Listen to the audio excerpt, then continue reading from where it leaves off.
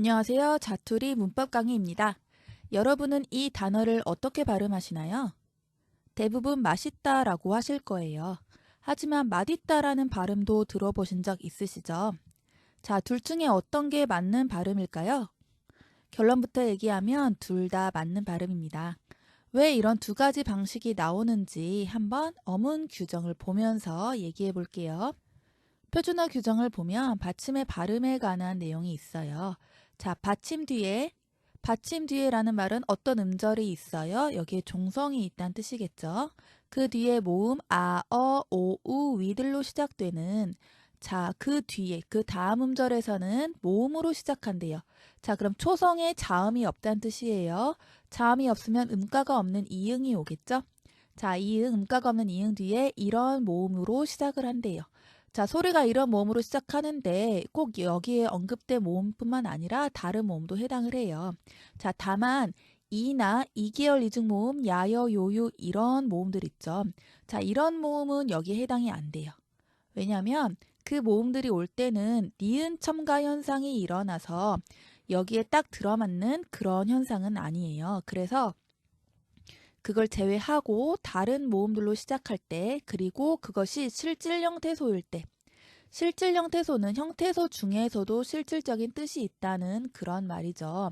자, 형태소는 뜻이 있는 최소 단위, 쪼갤 수 없는 그런 단위예요. 가장 작은 단위인데 이것을 의미와 기능으로 분류하면 두 개가 나와요. 실질 형태소, 형식 형태소. 형식 형태소는 실질 형태소에 붙어서 항상 붙어서 문법적인 기능을 해요. 혼자서는 안 돼요. 자, 형식 형태소 3개 기억하세요. 조사, 어미, 접사. 조사는 어디 붙어요? 체언에 붙어요. 어미는 어간에 붙어요. 용언에서 나오는 개념이죠. 자, 접사는 어디 붙어요? 어근에 붙어요. 그래서 조어법에서 파생어 할 때 접사와 어근 이렇게 말하죠. 그게 결합하면 이제 파생어가 되는데, 자, 이렇게 조사, 어미, 접사 그것을 제외한 것이 바로 실질 형태소가 됩니다.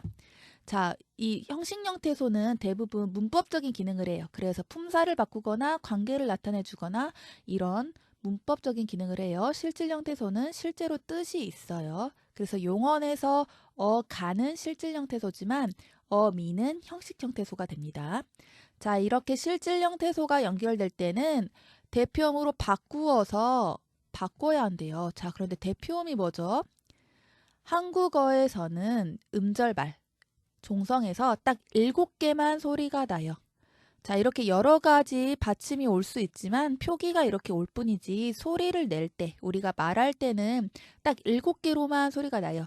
그것을 대표음이라고 하는데, 자, 대표음 가느다란 물방울 이렇게 외우셨을 거예요. 기역, 니은, 디귿, 리을, 미음, 비읍, 이응. 딱 7개 중에 하나로 대체가 돼서 발음이 됩니다. 자, 그렇게 대표음으로 바꾸어서 뒤 음절 첫 소리로 옮겨 발음하세요. 이렇게 정해놨어요. 자, 이게 무슨 뜻인지 한번 단어를 보면서 해석을 해볼게요. 밭 아래. 자, 이것을 발음할 때 먼저 받침이 있죠. 티읕 받침이 있어요. 뒤에 모음, 모음으로 시작하죠, 음절이. 자, 이렇게 시작하는 실질 형태소. 실질 형태소인지 볼까요? 자, 위아래 대비되는 말이죠. 실제로 뜻이 있어요. 문법 기능이 아니라 뜻이 있어요. 자, 이럴 경우에는 대표음으로 바꾸세요. 대표음 뭘 바꾸란 뜻이죠? 티읕을 바꾸란 뜻이죠. 자, 티읕의 대표음은 같은 치조음인 디귿입니다. 바꿔주고 이렇게 대체를 해준 다음에 뒤 음절 첫소리, 이 모음으로 시작하는 음절 말하죠. 여기서 옮겨서 발음하세요. 디귿을 옮겨서. 그럼 바다래, 이게 최종 발음이 돼요. 이게 표준 발음입니다. 자, 여기서 바타래 이렇게 대표음으로 바꾸지 않고 받침을 바로 연결해요. 그것을 연음이라고 해요. 연음과 대비되는 개념이 바로 여기서 나오는 절음입니다. 즉 15항은 절음을 설명한 그런 규범이에요. 자, 그 다음 단어를 봐볼까요? 늪, 앞. 피읍 받침 뒤에 아로 시작하는 음절이 왔고, 앞이라는 것은 앞뒤 그 구분할 때 그 앞이죠. 실질 형태소예요. 실질적인 뜻이 있어요. 자, 그렇다면 늪합 이렇게 하면 안 되고 피읍의 대표음으로 바꿔서 발음해 볼까요?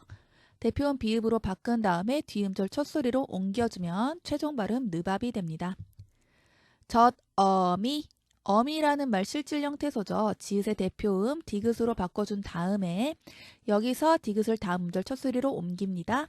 젖어미. 이게 올바른 발음이에요. 자, 맛없다는 합성어입니다. 합성어. 없다라는 말에 실질적인 뜻이 있어요. 없다, 있다, 없다. 자, 맛 다음에 없이 왔어요. 자, 그렇다면 여기 시옷을 그대로 옮겨서 맛없다라고 하는 게 아니라 실질 형태소이기 때문에 시옷의 대표음 디귿으로 바꿔준 다음, 자, 비읍 시옷은 겹받침인데 하나만 살아남죠? 하나 탈락하고 뒤에 자음으로 시작하는 어미가 와서 하나 탈락합니다. 그 다음에 이것을 다시 뒤음절 첫 소리로 옮겨주면 최종 발음 맛없다. 경음화까지 일어나서 맛없다 이렇게 됩니다. 자, 겉옷도 마찬가지로 옷이 실질 형태소예요. 뜻이 있기 때문에 그래서 티읕을 디귿으로 바꿔준 다음에 그 다음 옮겨줍니다. 헛웃음도 마찬가지죠. 자, 헛웃음. 헛웃음을 보면은 여기서는 웃음이라는 말이 실질 형태소이기 때문에 시옷이 디귿으로 바뀌어요. 자, 하지만 여기서는 웃음이 아니라 웃음이 되죠. 자, 이렇게 바로 옮기는 것을 받침 그대로 옮기는 것을 연음이라고 한다고 했죠. 여기서는 왜 절음이 아니라 연음이 일어나죠? 으라는 것은 웃다라는 동사에 명사로 바꿔주는 전미사가 붙은 거예요. 자, 음은 전미사예요. 아까 전미사, 조사어미 접사가 형식 형태소라고 했죠? 자, 어근의 뒤에 붙으면 전미사, 앞에 붙으면 접두사. 자, 이렇게 전미사는 형식 형태소이기 때문에 여기에 해당하지 않아요. 그래서 그대로 시옷이 살아있어요. 대표음으로 바꾸면 안 돼요. 그래서 헛웃음, 앞에는 대표음으로 바꾸지만 뒤에는 그대로 연음해서 헛웃음이라고 말해야 올바른 발음입니다. 꽃위, 꽃위라고 하면 안 되죠. 왜냐하면 위에 실질적인 뜻이 있어요. 조사어미 접사가 아니에요. 그래서 치읓을 바꿔줘야겠죠. 대표음 뭐죠? 디귿으로 바꾼 다음에 디귿을 옮겨서 꽃이 이렇게 말해야 합니다. 자, 여기에 근데 다만하고 새로운 내용이 나와 있어요. 맛있다, 멋있다는 맛있다, 멋있다. 자, 맛있다, 멋있다는 맛있다, 멋있다로도 발음할 수 있다. 로도 이것도 허용한다. 즉, 두 가지 발음이 있다는 뜻이겠죠. 왜냐하면 앞에 나온 규정을 예로 들어서 앞에 나온 규정을 적용하면은 자, 맛있다는 it의 실질적인 뜻이 있어요. 그래서 시옷의 대표음 디귿으로 바뀐 다음에 맛있다 이렇게 해야 이게 원칙적으로 맞는 발음이죠. 하지만 현실에서 우리가 맛있다라고 자주 말하죠. 그래서 이것도 인정. 자, 이거는 원칙은 아니지만 인정하자. 로도 발음할 수 있다 했으니까 틀린 발음 아니에요. 그 다음에 멋있다도 마찬가지죠. 멋있다라고 해야 원칙적으로 맞지만 현실적으로 사람들이 많은 비중의 사람이 멋있다라고 말해요. 그래서 이것도 인정을 했어요. 맛있다, 멋있다만 이렇게 따로 있다는 거 기억을 해주시고요. 자, 그렇다면 왜 이 두 단어만 하필 이 두 개만 이렇게 적용을 원래 앞에 원칙을 따르지 않을까 생각을 해봐야겠죠. 보통 맛있다는 맛이 있다 이렇게 맛 뒤에 조사 이를 넣어서 말할 때도 많죠. 자, 조사는 아까 조사어미 접사 무슨 형태소라고 했죠?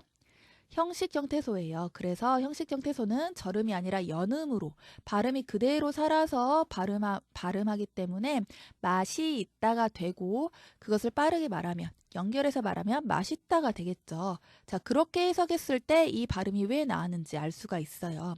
자, 또 다른 추측으로는 사람들이 이것을 맛과 있다 이렇게 구분해서 형태소를 구분해서 생각하지 않고 이것을 한 덩어리로 생각을 한다. 그래서 한 덩어리 안에서는 연음으로 그냥 발음을 하니까 사람들의 인식상 그것이 이게 실질 형태소랑 구분 없이 그냥 맛있다라고 발음을 한다. 이렇게 할 수가 있어요. 자, 맛없다는 맛없다라고 안 하고 맛있다. 맛있다만 이렇게 바뀐다는 점. 자, 이런 차이를 알아두시면 좋을 것 같아요. 멋있다도 멋없다는 디귿으로 소리 나지만 멋있다만 이렇게 꼭 시옷이 살아있다는 점. 그래서 이 예외 두 가지 알아두시면 되고요. 여기 알아보자면 받침에 겹받침이 왔어요. 자음이 두 개가 왔어요. 이때는 하나를 탈락시켜야 합니다.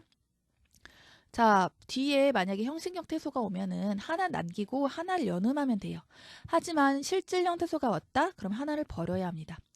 자, 넉 이렇게 겹점이 왔을 때는 기역 시옷에서는 시옷이 탈락하죠. 자, 그래서 기억이 살아남고요. 자, 비읍 시옷에서도 여기가 비읍만 살아남았죠. 그 다음에 이제 다음 음절로 옮겨서 발음하면 넉없다. 요렇게 해줘야 됩니다. 넉섭다 이렇게 하면 틀린 발음이죠. 왜냐하면 없다가 실질 형태소이기 때문에. 그 다음에 값어치. 자, 여기서 또 하나 주목할 점이 어치를 보면은 어치가 실질 형태소인가요? 어치는 전미사예요. 즉 조사, 어미, 접사, 형식, 형태소란 뜻이죠. 자, 그러면 값어치라고 발음해야 맞는 발음이겠죠? 하지만 이 단어는 값어치가 아니라 비읍, 시옷 중에 시옷이 탈락합니다.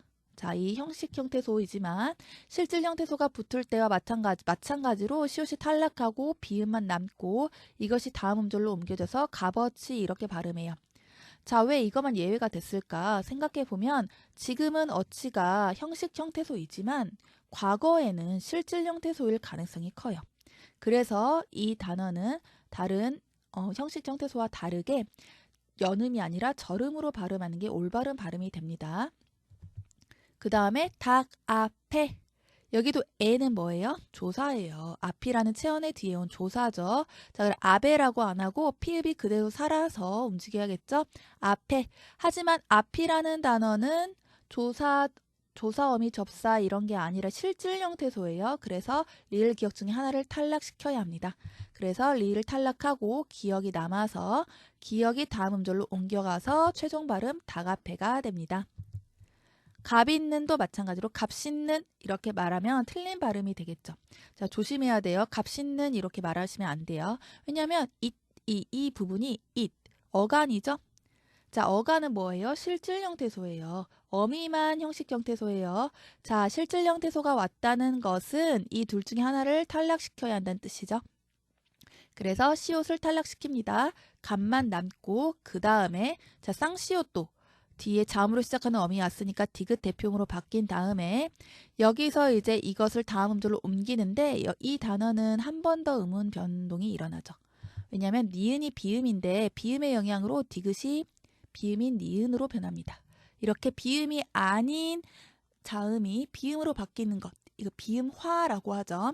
이 부분은 다음 기회에 자세히 설명해 드릴게요. 그래서 이 단어는 최종 발음이 값있는 이렇게 됩니다.